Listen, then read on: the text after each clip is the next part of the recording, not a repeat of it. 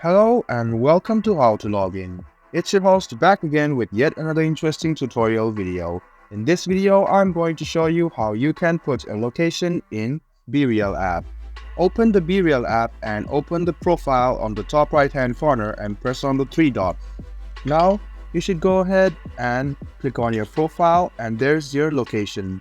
Let me show it to you again. Go to your profile on the top right hand corner, press on the three dots, open your profile, and then you can see there's the location. You can put your location and then you can keep save. After you're done, your location will be changed. So this was a video on how you can put your location in BeReal. I hope this video was helpful for you.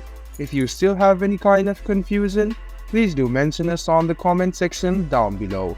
Like the video, subscribe to our channel, and do hit the bell button for more. I hope to see you in the next video. Until then, goodbye, take care and enjoy.